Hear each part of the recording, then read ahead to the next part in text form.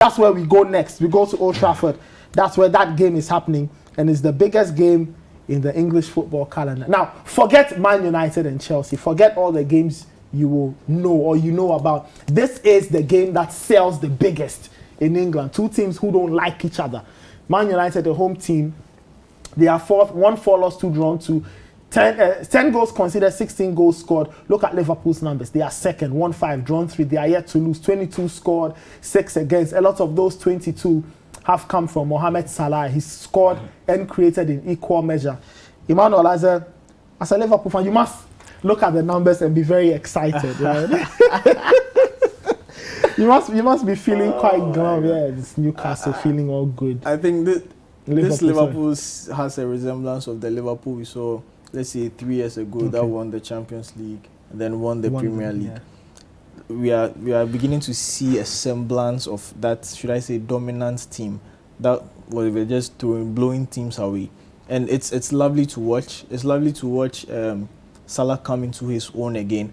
I think he tends to thrive on people doubting him and not giving him the needed respect. And this season he has scored. I mean, if you listen to the commentary from Peter Drury, he was like, would he? And then he did. And he's done it 3 consecutive times in a row. You could see that he's full of confidence.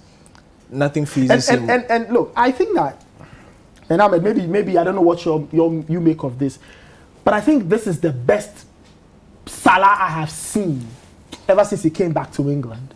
I think minus the first season. I think so. I think so. And I think Nubo makes a very interesting point. When people seem to doubt him, don't give him the respect, that's when he actually comes into the game. And listen, I think what he's doing now, we've seen Messi score some goals where did that actually happen? Yeah. And we're having these kind of moments with Salah. With Mo Salah. Did that happen? Did he just do that? I think currently. And then you have Mo Salah setting up his African brother. Currently, it has to be between he and Karim Benzema as the 2 finest footballers on form. Okay. Yeah. And I'm tempted to give it to Salah just because of how difficult it is to do this week in, week out, especially in the EPL, where defenders are coming after you, managers map up strategies to stop you. But some of the things he does, it's just about the ingenuity of Mohamed Salah, and that is what is being exhibited these days, and I love it. And on Sunday, let me say it, on Sunday, they go to Old Trafford. Last season, they won that game by 4 goals. So at the time where United had virtually sealed second, almost sealed second, Liverpool were trying to break into the top 4, eventually worked for them. They go into it with roles almost reversed, with United trying to get a run going, with Liverpool feeling very confident. How is this game going to play out? I mean, first of all, how should Man United, let's start from a United perspective, how should United perceive this game? How should they think of this game? How should they approach this game? Knowing that one more bad result and the narrative changes to, are United good enough? Is Ole under pressure? Is he leaving? How should they think about this game and approach it? Surprisingly, these are the games that Ole Gunnar Solskjaer seem to do well. And for me, I'm not happy about it.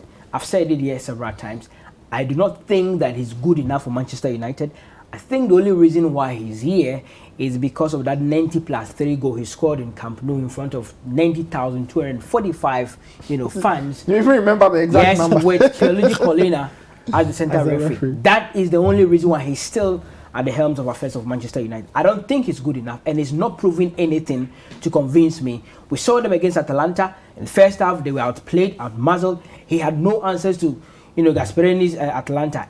It's just by luck that Di Maria was out, and then we saw the comeback. And I tell you, he was dragged to that win by the players. And I think they themselves decided that it's about time we step up and then save this man his job. I don't think he's good enough. But how do they approach this game? Surprisingly, again, this is what he's been good at. We've seen him against Manchester, City. Yeah. We've seen him against, some of these top teams. And at times that you think that this man will not be able to pull anything, and he comes out with a surprise. But I tell you what, the Liverpool juggernaut is out to get him. They will grab him, they will slaughter him. It's not going to be a bloodbath, but he has no chance against Liverpool. He has no chance. He has no chance on Sunday. And I understand. There was so much noise about Sancho. Bruno Fernandes does what he does best. There's Cristiano Ronaldo, who is more of a liability than asset to this Manchester United team. Because the modern game that we play, your defensive shape starts from your front line. They need to close the gaps. They need to, go sort of put pressure on the defenders. Ronaldo doesn't do that. There was an interesting article by The Athletic that I read after their loss against Leicester City. And they pointed all those things. He does not, sort of support the defensive work of anything. And you can't do this against this Liverpool team. That will run at you. And you have Salah in the best form of his life coming at you. I don't think that they stand any chance. Maybe it is these players that will have to convince, they pinch themselves and say that, listen, we are playing, inarguably one of the biggest. And it's Liverpool they are playing against. Some pride is needed. Because I tell you what, Pepe and Jordan and Sancho, there's no difference. People of Arsenal and Sancho, there's no difference. I've seen there's no difference. The same thing. The money that he came with, all the noise, I've seen nothing. You've seen nothing. Paul Pogba, and I said Paul Pogba today can be counted as maybe a top 5, midfielder. The following week, he will not even be part of the top 20. Okay. And it's the inconsistency of Paul Pogba that has caused Manchester United, during the time of, what do you call it? Ole Gunnar Solskjaer. But people don't want to talk about that. And I've always said it. I don't like players who always want to make things about themselves. Paul Pogba comes to the pitch with this hairstyle and everything. Everything should be about him. It's about what you give on the pitch. And that's why the likes of Cristiano Ronaldo, maybe KDB, Lionel Messi, can go out there and Mo Salah and do whatever they want to do, because when it is time for them to prove their worth, they give it to us. Pogba, you can't say the same thing about him. Interesting. Imano, from a Liverpool perspective, there's the narrative, no matter how tough it is to explain, they say Solskjaer sometimes comes up with mysterious results. For Liverpool, should that concern them that, look, maybe we could get done by these people because it's us, it's Liverpool, maybe they'll play with a lot of pride. But from a tactical perspective, how should Liverpool approach the game such that when it is 90+3 and 90+4, they are the ones who look likely, or who will look the likelier of taking away all 3 points from Old Trafford? Well, okay, let me start with the first part of the question. I don't think this Liverpool team will be worried that, Ole Gunnar Solskjaer is going to pull a rabbit out of the hat. I mean, in the last 10 Premier League games, Manchester United has won just 1. They've lost, I think, 6 and drawn 3 or so. They lost last season's yes. tie. And I think with that, the Liverpool team was actually, should I say, angered because there was a protest and they couldn't play when they had to play, and we had Liverpool had injuries, and there was a match build and all those things. So they were like, okay, we are just here to punish you, to show you something. I could also say that, I mean, the whole lead up to that match with Manchester United resting players, losing against Leicester, and then getting wallowed by Liverpool. I could point to that. But then I think tactically, we all know what Jurgen Klopp is going to do. He's going to play his 4-3-3. We know the front line, we know the back line. It's the middle that you mentioned the front line, and we've seen this season the changes. The two constants really are Mane and Salah. The variables, Firmino and Jota. Which of the two would make sense on Sunday between Jota and Firmino starts? Okay. I mean, he picks himself up. I mean, he came into the season with a bit of injury and he had to rest. And we saw when he recovered and he came in against Norwich. We saw what he could. I mean, Watford. Sorry, we saw him. He banged in a hat trick. He was phenomenal. We saw him against Atletico, even with a boot to his face. He played well. I mean, Atletico put Liverpool on tenterhooks, but they came out. Liverpool came out victorious. So I think Firmino starts. Okay. Because this is the kind of game he thrives on. A game where his identity, or what people do not really see about him, he's a number 9, he's not scoring enough. This is the game where what he really brings to the team comes to fore. Okay. So I think Firmino starts. The middle is where the problem will be, because if you watch that game against Atletico Madrid, 2 goals were scored, and most of them were kind of caused by Naby Keita. Naby Keita is a terrific player. We know he has a lot of potential. But in the 4 years he has been at Liverpool, he has not He has not paid back that 54 million pounds that was invested in him. I think he has paid just about 5 CDs. but then he's a fantastic player going forward. He has scored, I think, 2 crackers this season. And it looks like he's coming into form. His fitness is quite steady now. What midfield mix should Klopp put out there on Sunday? With the players available, I would go for Milner. Fabinho sits in at the number 6 position. I go for Milner and probably Henderson. Okay. Should the game progress in a certain direction, maybe Liverpool is chasing the game, you could sacrifice probably Milner and bring in Jota. But then if the game is settled, you could bring in Curtis or Oxlade-Chamberlain to put in a bit of pace and then chase down players and those things. If Oxlade-Chamberlain should be in form, I would start him in this game. Okay. Because when he was in form, if we saw what he did against Manchester City 3 seasons ago, that explosiveness, that drive from midfield and shooting from outside the box, that's what set him aside. But then injuries and all those things have rendered him out. So if I get your point, you feel Liverpool's starting midfield mix should be one that's got a lot of energy about them. Yes. It has the solidity and then the safety of Fabinho, the experience of Milner, and then the tenacity of Henderson. I mean, if back to the game on Tuesday, I do not know, and it's been something that has been running through. I think I said it the last time I was here.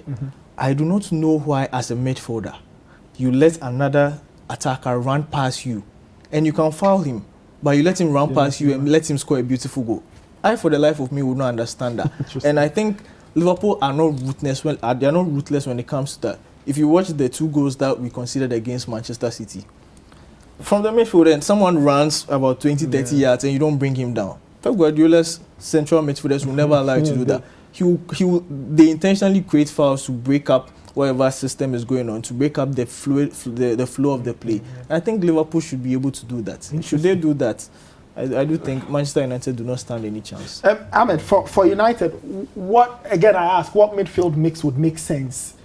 Something that can combat Liverpool, because United will be in a war all through the game. So the thing is, I can't actually put, pen to paper and say these 3 or these 4, because they are just that terrible. And listen, I hold nothing against Manchester United, but I feel like they are just not good enough. And that is coming from the camp of Ole Gunnar Solskjaer. So you feel you have the materials, but if you have the materials and you can't use them well, that makes you incompetent. Because, and again, if let's say you want to start, do you start Pogba with Bruno and then who, Matic? Yeah, that seems like a solid line. Or he might go with his favorite Fred and McTominay. Well, yeah, I mean, the pasta. Sometimes you need a miracle, and so obviously he can put him there. But if anything, I wouldn't want to start Pogba. I feel that he doesn't track back enough, and against a team like Liverpool, that when you give them the chance, they'll run at you, they'll run over you and everything. You need players that will be able to go toe-to-toe, come in with those professional fouls just to break up plays. Those are very important. So who do you have in there? You'd have Matic in there? Bruno should come in there. So Bruno should come in there. Is he fit to play? Well, we saw him, right? We saw him against a bit of a knock. Yeah. Well, listen, I'm hopeful that he comes in. So you have Bruno in there, you have your Matic in there, and put in, the pasta. Let's see if we can get some miracles. Yes, and play him. Pogba can come in second half. Let's say if by some miracles, by the pasta, they find themselves leading, then obviously you need somebody that can calm, the game and everything. Because again, it shouldn't be about individuals. This is my problem with most modern day players. The game is a team sport. It's about the team's achievement. When you come on the pitch and you make it about yourself, either with your haircut or that aura where when things don't go your way, it's like always protesting. No, get down, do your job. There's a reason why you're being paid over £200,000 every single week. You have to do your job and make sure that your job sort of complement your other 9 players on the pitch to give the team the needed win. We'll stay with Man United. We're supposed to. I mean, today's debate is about United, so I think that we'll just move it on from there. Let me read a couple of messages, and then I can ask you the question for the day. This was the form that Liverpool have. They will massacre United. 1 goal from Mo Salah. Okay, I don't know if that's a massacre though. I don't know. Liverpool to win 2-1. My name is Adam Kwesi Francis. Okay. This one says, we are beating Liverpool this Sunday. 4 more for Ole. Mo Salah's consistency is phenomenal. I hope he wins the top scorer this season. This one says, you have to understand, Ole doesn't have a system that works for his world-class players and average players. The man never trusts his bench. I keep wondering how Klopp sets up his team. He doesn't have a lot of world-class players. And somebody says he has the worst bench amongst the top 4, but he has a system that makes them work. This one says, we keep conceding exactly the same goal in every game. Kwesi Onga from Ashoman Estate is asking, you're asking how I feel if Fred starts on Sunday. I really do not know how I feel. It won't surprise me because he plays all the big games. But guys, okay, so let's deal with the main motion of the day. So we're asking, when you look at Man United's erratic form, do you blame the manager or do you blame the players? You seem to blame the manager. You know my answer. I mean, it's the manager. He's just not... Listen, there are... clubs are sort of... We have a caste system when it comes to clubs. Yeah. We have, the great clubs. We have, those that fall below. Yeah. Manchester United is up there with the likes of Real Madrid, Bayern Munich, Barcelona. In terms of brand presence, global appeal, history. What does the CV of Ole Gunnar Solskjaer look like? And I think the mistake we've been making is that not every single club would have a Pep Guardiola. Not every club will have a Zinedine Zidane. Yes, Zidane. Exactly. So, is Manchester United, the current board telling us that when they look at all, the past players of Manchester United, Ole Gunnar Solskjaer actually stands out to be their best manager? Listen, I don't think David Moyes would have done that terrible compared to Ole Gunnar Solskjaer. But Moyes' 10 months didn't look good at all. 10 months. How many years has Ole Gunnar Solskjaer been in charge? 2, moving on to 3. Exactly. You cannot compare 10 months to how many months? 24 months? You can't do that. Okay. And you see, that 92 squad, are they brothers or whatever? The class of 92, that is the problem with Manchester United. And like Gary Neville said, he's not going to criticize the manager because it's his friend, his teammate. That is the problem. But these guys were always on the neck of Jose Mourinho, Louis van Gaal, Arsene Wenger, and then David Moyes, right? So why are they treating this man differently? He's not cut out for Manchester United. He's not. We again, you watch. Don't you watch some of the performances and say that look, players are also letting themselves down with some of the things they do on the pitch. Players missing chances, Mason Greenwood not passing to his teammates. Listen, when it comes to top football, you are not going to tell Ronaldo how to shoot. You're not going to tell Pogba how to pass. It's about the systems that you put in place. It's about being able to edge them on. You talk to them. And people said, and I remember during the time Zidane at Real Madrid, people said, well, he wasn't a very tactical coach. It was about the respect that, the players gave him just because of what he has achieved in football. I think where we've got into, Manchester United find themselves in a place where Chelsea found themselves last season, where they had to let their legend go, Frank Lampard, and brought in Thomas Tuchel. It's the same thing with Manchester United. Ole Gunnar Solskjaer has shown us week in and week out he's not good enough. An European night in Old Trafford, first 45 minutes, you watch Manchester United with all these guys outplayed, out-taught. There was nothing good right home about Manchester United. Look at the kind of goals they conceded. There is no top club. Yes, we know Barcelona now, they are in their own, different world. None of the top clubs in Europe now would concede those goals against Atalanta. It will not happen because they have managers who are capable of doing the job. So for me, it's not, he has all the materials. I mean, you have Sancho on the bench. You have, listen. But I thought you said Sancho was not good. He's not, this is the point. How good was he at Dortmund? Exactly. Was there a system that he was striving in? Yes. Has this man been able to bring out the system that accommodates him? No. Yes. So that's the point. What system? How many minutes has he even gotten? Positionally, how different is he playing? Has he not played more on the left than on the right? No problem. I do think that the players are doing a big disservice to the jersey they are wearing, which is the Manchester United jersey. Because you don't think there's a place for a tactical scheme? I would lean more towards the players than tactics. Because if you look at the team, the first team of Manchester United, player for player, you have Cristiano Ronaldo. You have, let's start from the back. You have one of the best keepers in the world. You have David De Gea. You have a good defensive lateral defenders, Luke Shaw and then Wan-Bissaka. You have Varane now. You have Maguire. You have Eric Bailly. You have a midfield with Pogba. You have Fernandes. You have Rashford. You have Sancho. You have Cavani. You don't seem to know what they are doing. You have no business losing 4-2 to Leicester City. I do think it's just the players, because they when the die is cast and things are almost over, they know how to turn up and put up a performance. So why not start from the beginning? Emmanuel, let me ask you. The Manchester United team we are looking at now is actually improved from last season. Last season, the whole season, they did not lose any game away. So it means that they know how to play football. Yeah. They know how to win games.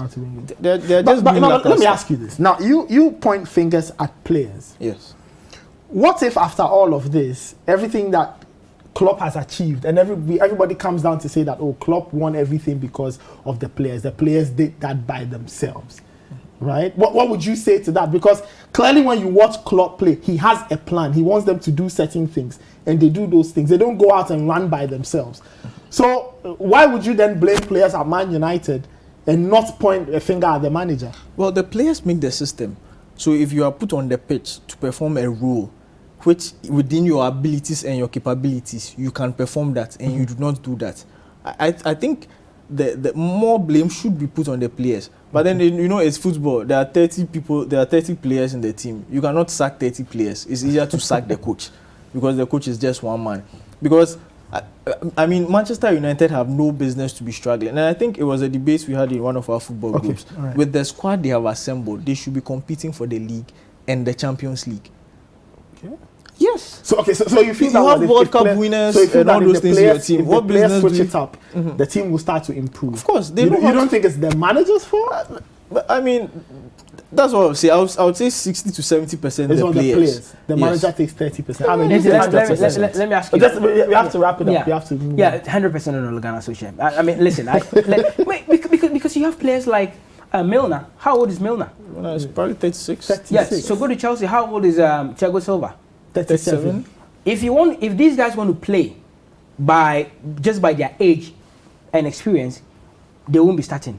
It's about a manager who is able to tell the weakness and the strength of a player, come out with a system that accommodates these players. Okay. And that is basically, you are calling for Milner to start a game against Manchester United. Someone who is 36 years. It's because it's a system in place that will accommodate. Let him work It's just simple. And then Ole Gunnar Solskjaer has got nothing. Okay, all right. I'm sure wherever you are, you can let the debate continue. Emmanuel says players take a good chunk of the blame. Ahmed says the manager, Solskjaer, should take a good chunk of United's erratic form that's been going on. On Sunday, they play Liverpool. Should the result go south, expect a lot more of the Ole out trends to feature in your social media threads.